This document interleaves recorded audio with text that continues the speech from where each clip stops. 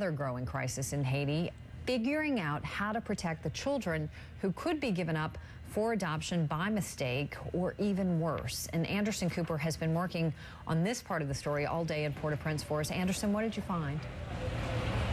Well, Campbell, UNICEF is basically raising kind of the alarm, saying that they are concerned that the large numbers of kids who may have been orphaned or right now at least unaccompanied, that may just be separated from their families, that they may fall victims to traffickers, people who are trafficking them for shady adoptions in the United States or Europe, people who are trafficking them for sexual exploitation, or even to turn them into domestic servants elsewhere in Haiti and with families, or in the Dominican Republic or elsewhere. So they're they want to be very careful and trying to get a hold on just how many kids we're talking about, because at this point nobody knows how many unaccompanied children there are. I mean, you see them everywhere, you see them in camps, you see them in hospitals, but trying to figure out who really is an orphan and who is not, who maybe just be separated from their loved one, or one parent died and they can't find the other parent.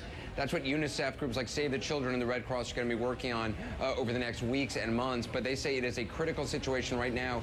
Try to make sure these kids are protected wherever they are so that they're not literally stolen. And we've met a number of doctors who are very concerned about this, who literally say, you know, in addition to their worrying about the medical needs of the kids they're treating, they are keeping an eye out for any kids that might be taken by some distant relative or some stranger. It's so terrifying. And Anderson, more generally now, the Haitian government says that they are basically stopping rescues or attempted rescues and really just focusing on the recovery now.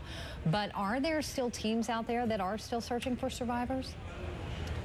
Well, I talked to one member of the Fairfax County search and rescue team who's actually up at the Montana Hotel and has been for many days. They say they have not got a positive indication of life in the last 6 days. That's using especially trained dogs. That's using high sensors, high frequency listening devices. They are still up there. They are still working, but they have brought in heavy equipment to kind of move some of these large pieces of rubble that, you know, when you're doing search and rescue, you're just boring small holes.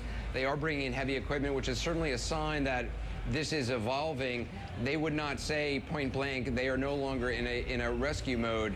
He wouldn't say he's fully in a recovery mode. He said they're still holding out hope. They're still there on site if they get a sign of life. But it's certainly, you know, it has not been very positive in that location, and you really don't see the same amount of rescue crews around town kind of working. All right, Anderson Cooper for us from Haiti tonight. But to